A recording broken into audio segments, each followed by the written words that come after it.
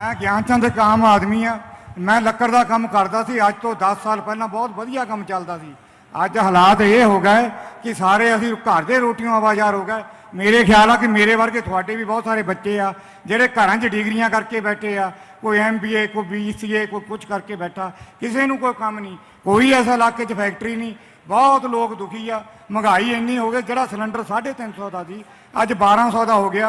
हुण मोदी साहब ने सारा 100 रुपया घटा के मैनूं लगदा 1500 का फिर करने नूं फिरदा। तुसीं बिल्कुल मोदी नूं वोट नहीं पानी।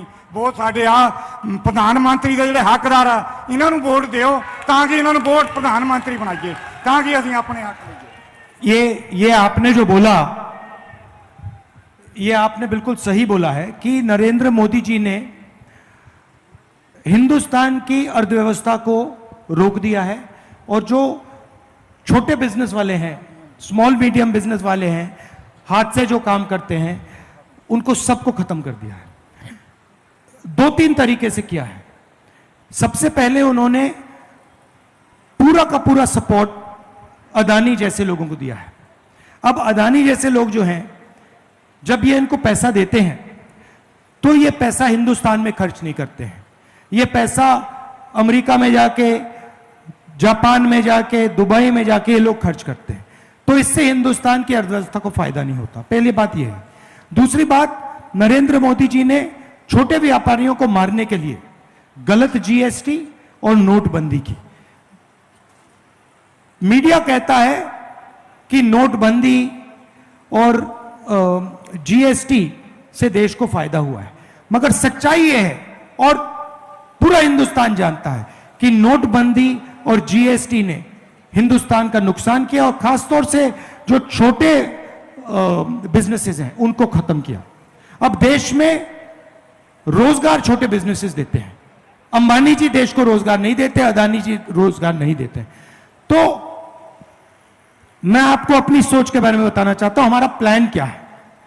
सबसे पहले किसानों को हम गारंटीड कानूनी मिनिमम सपोर्ट प्राइस दे रहे हैं, तो और उनका कर्जा माफ करने जा रहे हैं। तो अब किसानों के जेब में इंडिया गठबंधन की सरकार पैसा डालेगी। पहला काम।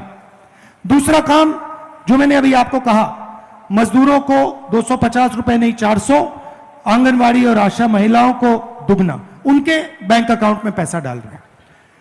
तीसरा, महालक्ष्मी योजना। हिंदुस्तान के सब गरीब लोगों की लिस्ट बनेगी। पंजाब में, उत्तर प्रदेश, बिहार, हर प्रदेश में जो भी गरीबी रेखा से नीचे हैं उनके नाम लिस्ट पे आएंगे।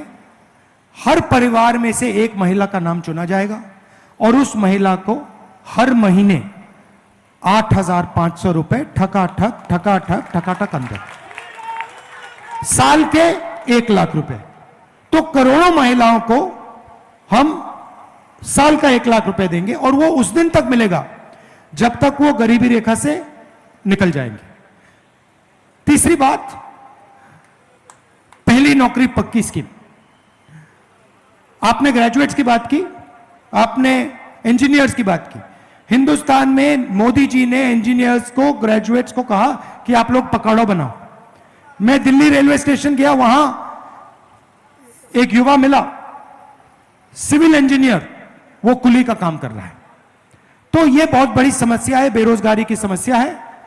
इसको हल करने के लिए पहला काम 30 लाख सरकारी नौकरियां हम आपके हवाले करने जा रहे हैं जो खाली पड़ी हुई हैं। दूसरा काम, पहली नौकरी पक्की, 1 साल की नौकरी पब्लिक सेक्टर में, प्राइवेट सेक्टर में, BHEL, HAL जैसे कंपनीज में, इंडियन ऑयल में, हिंदुस्तान पेट्रोलियम में, सरकारी ऑफिसेज, सरकारी यूनिवर्सिटीज, सरकारी कॉलेजेस, सरकारी अस्पतालों में ये नौकरियां मिलेंगी।